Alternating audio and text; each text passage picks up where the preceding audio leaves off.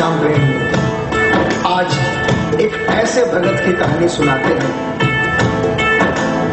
जो अपने व्यापार में इतना लीन था कि उसे दिन दुनिया की कोई खबर नहीं। उसे सिर्फ पैसा पैसा और सिर्फ पैसे के बारे में चिंता थी। लेकिन एक दिन जैसे ही वो सुबह 11 को घर से निकलने लगा, मुनीम ने कहा, सेठ जी कहाँ जा रहे हो? सेठ ने कहा, अरे मुनीम तुझे पता नहीं आज 11 है, मुझे खाटू धाम जाना है।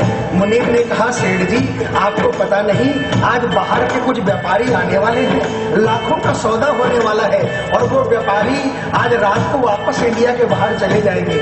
आपके पास तो मौका है, आप 11 की जगह मावस को खाटू चले जाना। सेठ के मन में ये आया कि हाँ इसमें क्या फर्क पड़ता है, आज यहाँ व्यापार कर लेता हूँ, सौदा कर लेता हूँ, मैं खाटू मावस को चला जाऊंगा।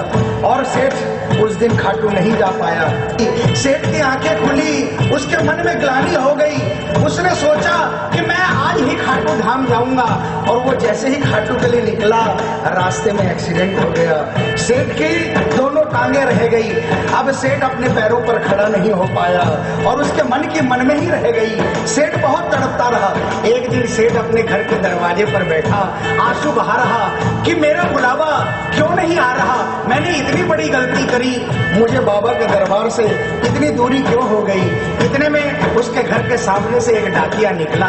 सेठ ने डाकिया को आवाज लगाई और कहा, ए डाकिया, तुम तो कलकत्ता, दिल्ली, बम्बई भक्तों का संदेशा लेकर जाते हो, लोगों की चिट्ठियां पहुंचाते हो।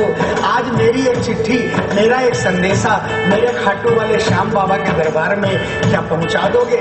डाकिया ने कहा, सेठ मैं तो आजकल खाली रहता हूँ, जब से इंटरनेट का जमाना आया है लोग ईमेल पर ही चैटिंग कर लेते हैं, बताओ तुम्हारा क्या संदेशा है और कहाँ पहुंचाना है। और ऐसे डाकिया ने सेठ से कहा और सेठ ने डाकिया से कहा,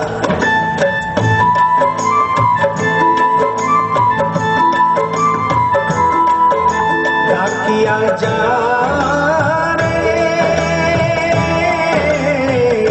श्याम ने संदेशो दीजे, श्याम ने जायत कह दीजे, भगत थार दर्शन न बरसे। डाकिया जा रे,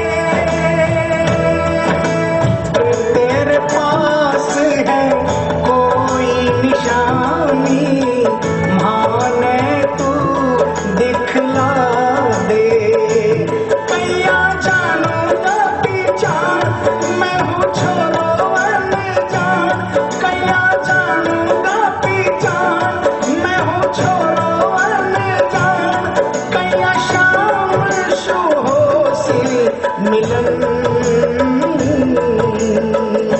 डाकिया जा रे। डाकिया सेठ जी के यहाँ से निकल जाता है और वो खाटू धाम के लिए प्रस्थान करता है। धीरे धीरे वो खाटू पहुंचता है और खाटू पहुंचकर बाबा के मंदिर का पता करता है और मंदिर के नीचे पहुंचकर वो पहले प्रणाम करता है और बाबा के मंदिर की 13 सीढ़ी चढ़ता है। और वो बाबा के सामने पहुंचकर बाबा की तरफ नहीं देखता, पहले अपने झोले में से वो सेठ की चिट्ठी निकालता है और चिट्ठी निकाल के पढ़ने लगता है।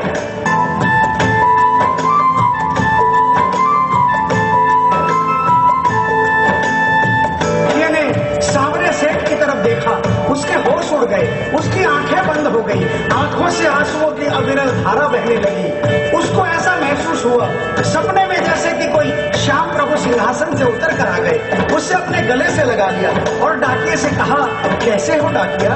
डाकिया प्रभु के चरणों में गिर गया, कहा, प्रभु आज मैं धन्य हो गया, इतने वर्षों तक आपके दरबार नहीं पहुंचा, आज सेठ जी के कारण मैं आपके दरबार में पहुंच गया, अब मुझ पर इतनी कृपा कर दो, मुझे अपनी शरण में रख लो। लेकिन बाबा ने कहा, नहीं बेटा, मैं तुझे अपनी शरण में रखूंगा, लेकिन अभी तुझे मेरा एक छोटा सा काम करना है। जिस सेठ ने तुझे ये संदेशा देकर भेजा है, अगर उसके पास मेरा जवाब नहीं गया तो वहां जीते जी मर जाएगा। तू मेरा एक छोटा सा काम कर दे, वापसी संदेशा तू उस सेठ को जाकर दे दे। और बाबा ने कहा,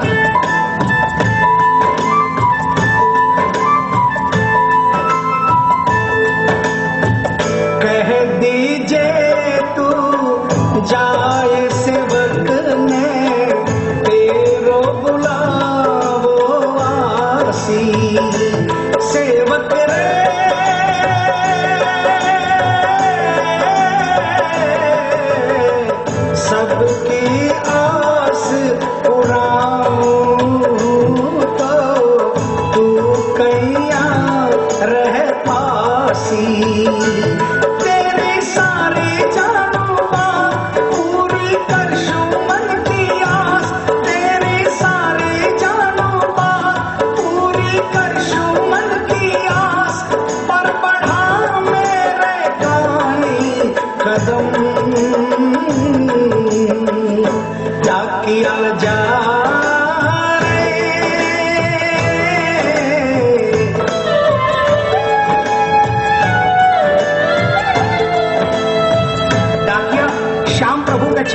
प्रणाम करके वापस निकलता है और वो आधी रात को ही सेठ के शहर में आ जाता है।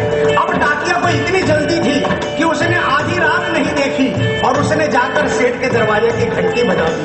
उस दिन सेठ के घर में कोई नहीं था, सेठ अकेला अपने बिस्तर पर पड़ा था। जैसे ही घंटी की आवाज आई उसको लगा कि बाबा का संदेशा आ गया, लेकिन सेठ मजबूर था। वो उठना चाहा लेकिन उठ नहीं पा रहा था। लेकिन अचानक उसने जोरदार जयकार लगाई, हारे के सहारे की। और जैसे ही आवाज आई सेठ के घर में करिश्मा हो गया। सेठ अपने पांव पर खड़ा हो गया, दौड़ कर गया और उसने जाकर दरवाजा खोला। सामने देखा डाकिया खड़ा है। सेठ डाकिया के चरणों में गिर गया और कहने लगा, डाकिया जल्दी बताओ मेरे बाबा ने क्या संदेशा भिजवाया है।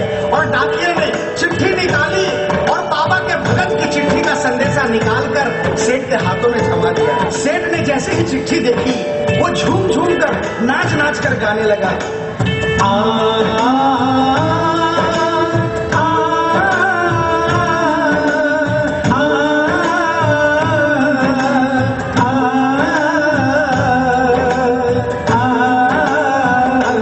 चिट्ठी आई है, चिट्ठी आई है, चिट्ठी आई है, चिट्ठी आई है, चिट्ठी आई है, खाटू से चिट्ठी आई है। बड़े दिनों के बाद मेरे श्याम धनी को आज, हर बड़े दिनों के बाद मेरे श्याम धनी को आज, भगत की याद सताई है।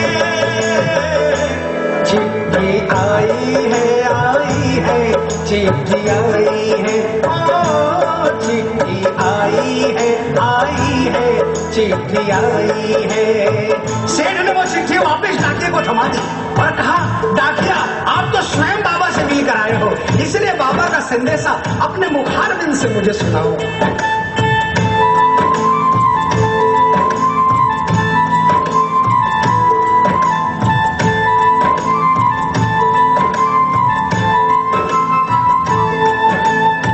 सुन संदेशो सांवरिये को, मनड़ो घणो हरसायो। बाबा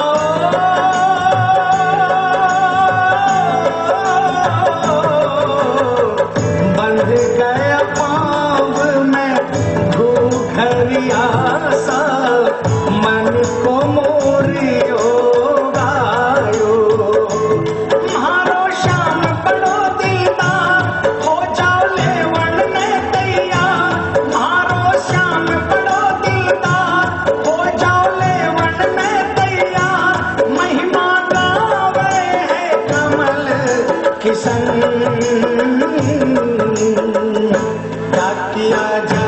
आप सभी श्याम प्रेमियों से जो कभी खाटू नहीं गए, जिन्होंने बाबा का नाम सुना है और जिन्होंने नहीं सुना, उन सबसे निवेदन, जो कभी खाटू नहीं गए वो एक बार हमारे बाबा श्याम के दरबार में पहुंचिए।